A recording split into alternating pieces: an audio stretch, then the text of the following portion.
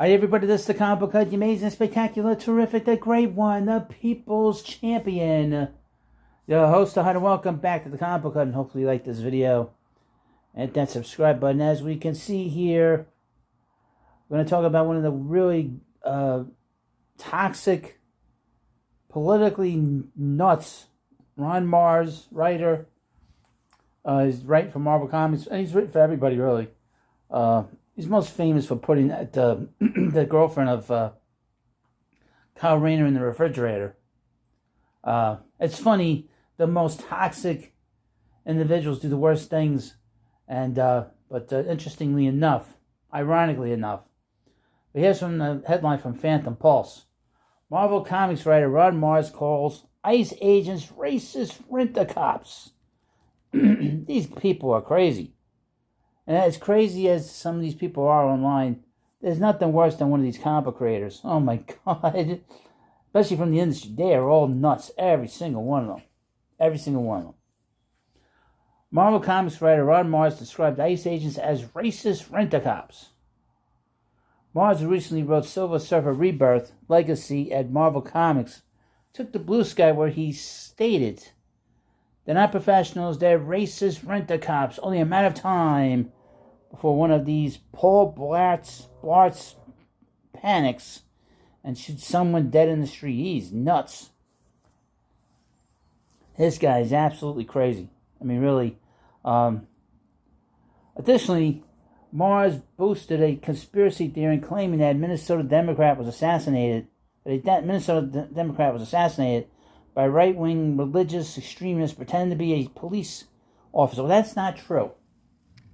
Let me read you. He retweeted this from someone called Shannon Watts. Lawmakers were assassinated and wounded by right-wing religious extremists pretending to be a police officer, and yet this story has completely faded from the national media. Now, the last part, I do agree with you on. Every week there's something new. Every week there's like a story, and then it fades away. No one talks about the Butler assassination attempt. No one talks about this assassination that happened. And now we're not even talking about Iran and Israel, and how close we came to World. Well, we weren't really close to World War III, but and now we're on to something else. Now we're on to birthright citizenship, or no more birthright citizenship, no more Inca babies. However, Minnesota police revealed that the suspected assassin, Vance Bueller, had left-wing No Kings flyers in his car, and he was a person that was appointed by the governor of Minnesota, Tim Watts. Tim. This is now the second person that has taken part in some assassination that is associated with Tim Watts. Let me read you further. Furthermore, according to Minnesota Star Tribune law enforcement officials, they discovered a letter addressed to the FBI from Bueller that claimed he needed to kill U.S. Senator Amy Klobuchar so that Governor Tim Walz could run for U.S. Senate. According to two people familiar with the contents of the letter, that's not what happened. He was ordered by Watts to do it. This is the guy that ran for vice president, or they installed to run for vice president. Additionally, the outlet detailed that the letter includes Bolter alleging he had been trained by the U.S. military off the books, and that Walz, who was not running for Senate, had asked him to kill Klobuchar and others. See? Ironically, Marz previously called for civility back in 2018 after a number of Trump administration officials and members of Congress were harassed in public, including Press Secretary Sarah Sanders. Marz wrote on X, "Civility is earned.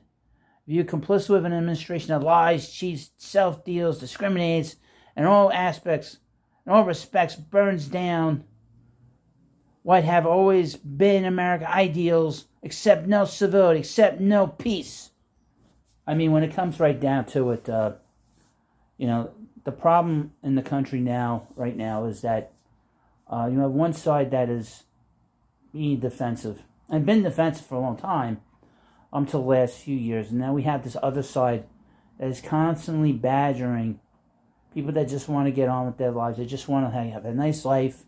And you don't need to be browbeaten by somebody like this online, or even a more publicly, a much bigger public person than Ron Marz. Ron Marz is a has-been. He's a has-been comic book creator.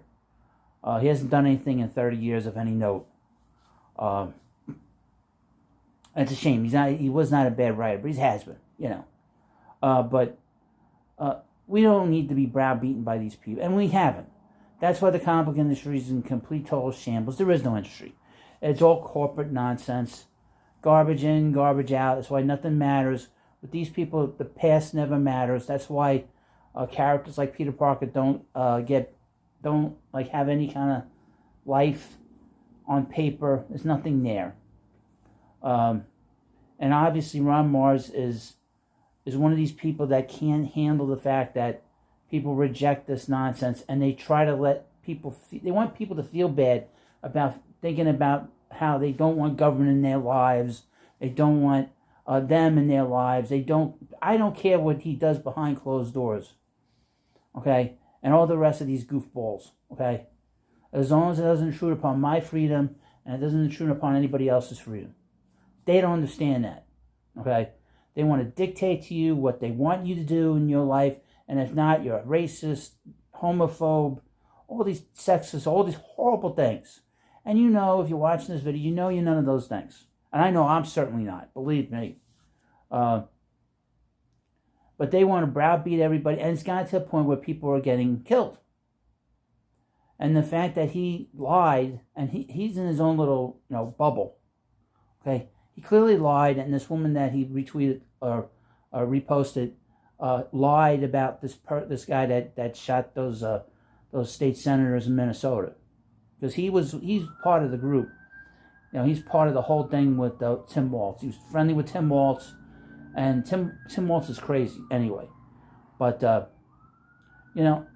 that's the one thing, and I will say this too: if you love comics, don't buy any of this stuff. Don't buy anything from people like this, okay?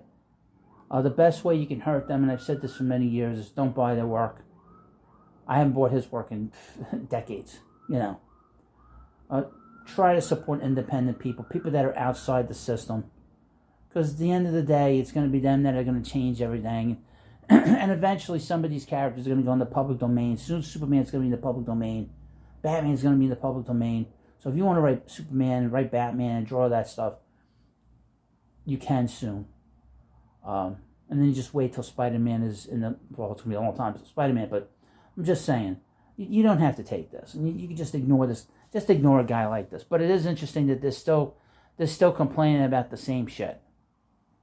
Now, I would say I'm doing a video on this, but I just wanted to update it just to sort of let you know that they're still spewing out lies and still letting you know that they're a better person than you and a better person than me. That's the problem. The problem is more about who they are as people than it is about their politics. You often wonder what gravitates one to the other. Is it the sort of demeaning way they treat people that they gravitate towards a certain politics, or is it the politics that twists them? It's an interesting thing. I've never been able to quite figure out which is which. Well, you let me know what you think about this video, and of course, please subscribe to the Comic Book Hut, and I'll see you later.